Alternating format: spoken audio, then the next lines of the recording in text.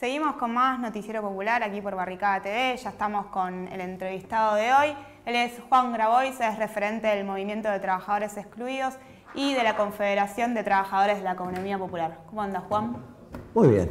Bienvenido. Muchas gracias. Muy contento de estar acá en este estudio tan bello que tiene Barricada TV. Gracias a vos por visitarnos. Queríamos arrancar por preguntarte, para que nos cuentes un poco, ¿qué es el Movimiento de Trabajadores Excluidos? ¿Cómo surge? ¿En qué contexto surge? ¿Y cuál es el trabajo que realizan en los barrios? El MTE surge entre el 2001 y el 2002, ahí en la transición, digamos, ¿no? Con el impulso del 20 de diciembre. Y surge fundamentalmente como una organización de trabajadores sin patrón. Pero trabajadores sin patrón, que a diferencia de los compañeros acá de IMPA, por ejemplo, no tenía absolutamente ningún medio de producción en sus manos más que su propia fuerza de trabajo y una carreta, por ejemplo, los cartoneros, o un trapito para limpiar un vidrio, una manta para vender algo en la vía pública.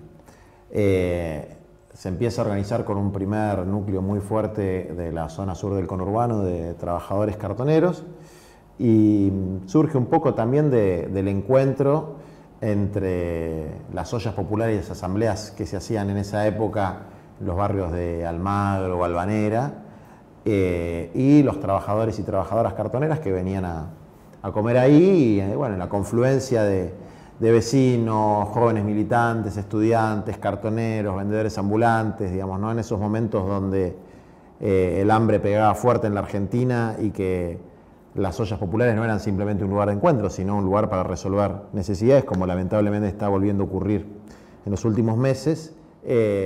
Bueno, se fue construyendo esta organización que, a diferencia de los movimientos de trabajadores desocupados, tenía un poco como principio que el eje organizativo tenía que ser en base al trabajo y no al territorio, digamos, ¿no? O sea que el laburo fundamental del MT se hacía por rama de actividad y no por distrito, como era, no sé, el Aníbal Verón que tenías en Florencio Varela, en Quilmes, etc. El MT se organizaba por rama, los cartoneros, vendedores ambulantes, costureros.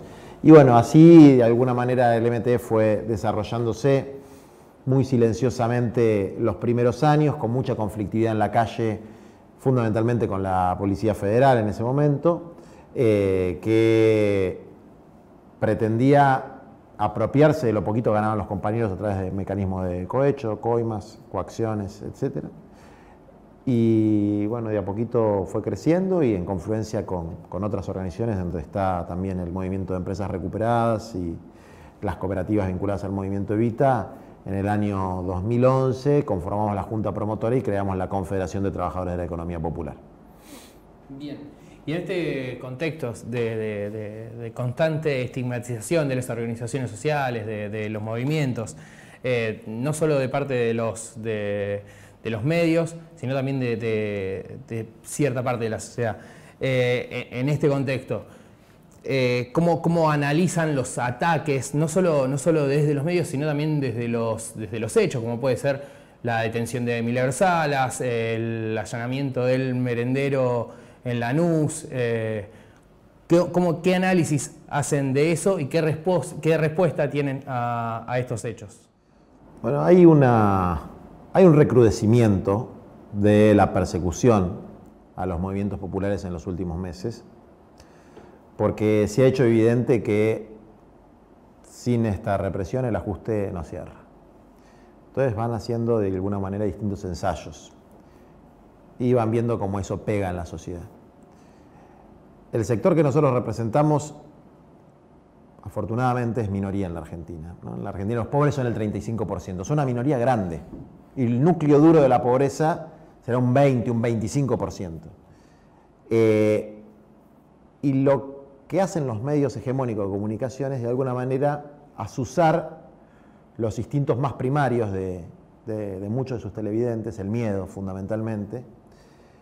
Y eso tiene que ver con lo que hemos visto las últimas semanas de crear pequeños asesinos seriales en miniatura, crear en cada dirigente social una especie de monstruo caníbal y esta verdadera demonización para poder justificar dispositivos represivos que de alguna manera son más baratos para el capital que sostener las políticas públicas de asistencia, que tampoco son una perspectiva para nuestros compañeros y compañeras, pero son una tabla de flotación en el medio de una economía de descarte que cada vez deja más caídos en nuestro país.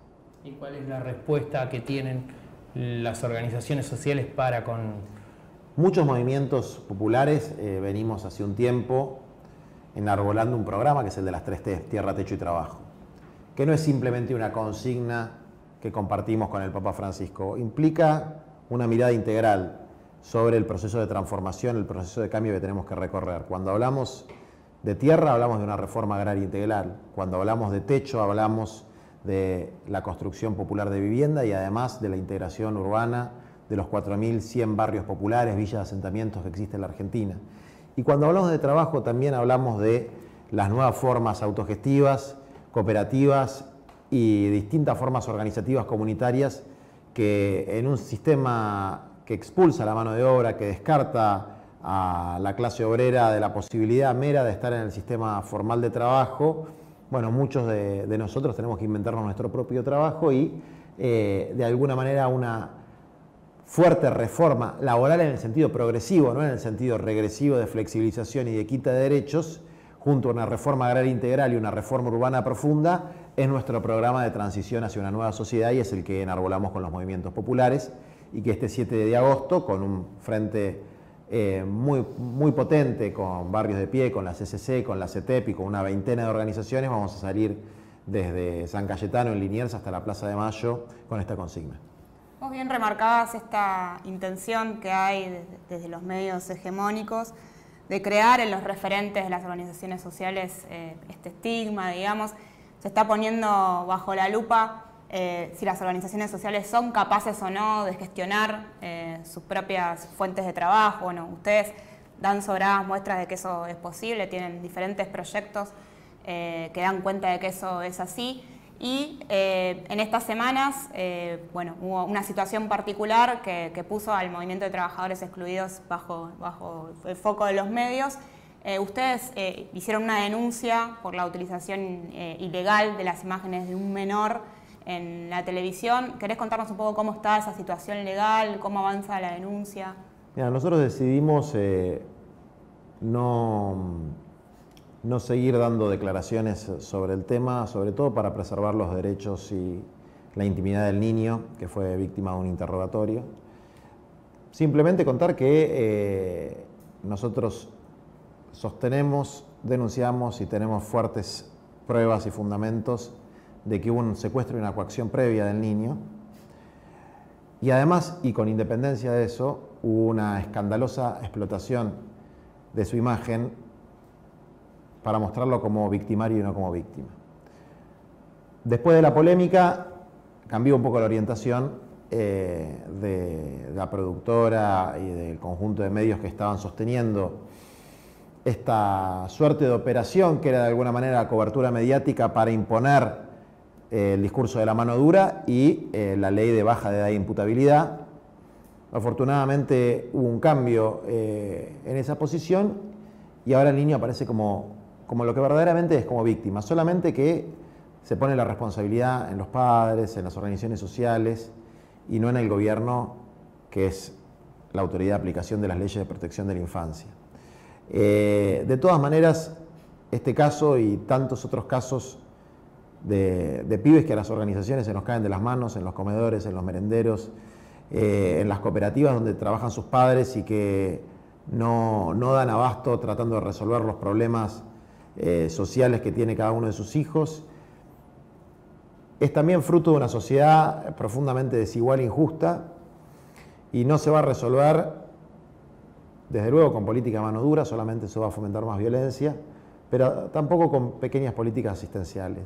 Para que las generaciones futuras tengan un destino, tiene que haber una transformación estructural casi revolucionaria, podemos decir, del sistema político, social y económico en la Argentina, y para eso trabajamos todos los días. Antes, Juan, mencionabas, bueno, dentro de estas 3T, voy a tomar solo tierra. El lunes, el 23, ahora no recuerdo si fue el lunes, se produjo el cebollazo, ¿sí? ¿Nos podés contar cómo es, cuál es la situación de los productores rurales y bueno, cuáles son los reclamos que tienen? A ver, las 3T, así como implican un programa de transformación, como implican tareas inmediatas, digamos, ¿no? Que una de ellas fue la sanción de la Ley de Emergencia Social, otra fue la creación del Registro Nacional de Barrios Populares, que fueron 2 conquistas, ¿no?, para la TIE de trabajo. Ley de Emergencia Social, el salario social complementario, que hoy están cobrando unos 150.000 trabajadores de la economía popular. Relevamiento y registro de barrios populares va a permitir la entrega de más de 500.000 de certificados de vivienda familiar para habitantes de villas de asentamientos. Y con el tema de tierra, hay una ley del 2015 que no se cumple, que es la reparación histórica de agricultura familiar, y este incumplimiento hace que la mayor parte de los pequeños productores, trabajadores de la tierra, tanto de comunidades criollas como colectividades inmigrantes, particularmente la boliviana, que se dedican a la horticultura y a la cebolla, o pueblos originarios, estén totalmente desguarecidos frente al avance del agronegocio y de la frontera sojera. En el caso de los cebolleros del sur de la provincia de Buenos Aires, se dio realmente una pueblada en Pedro Luro, que es un pueblo muy chiquito, digamos, ¿no?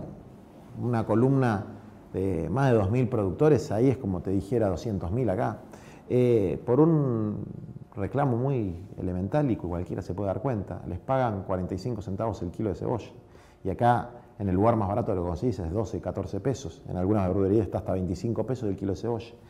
Entonces esta distorsión tremenda que hay entre lo que recibe el trabajador y el precio que tiene que poner la familia que lo consume, bueno, es absolutamente escandalosa y tiene que ver, desde luego, con la estructura del sistema capitalista, eso no cabe la menor duda, pero también con cuestiones de políticas del gobierno. Si el que tiene que cuidar la cadena de valor, y bueno, es parte de uno de los principales grupos de supermercadistas en Argentina, es medio difícil que el lobo controle el gallinero.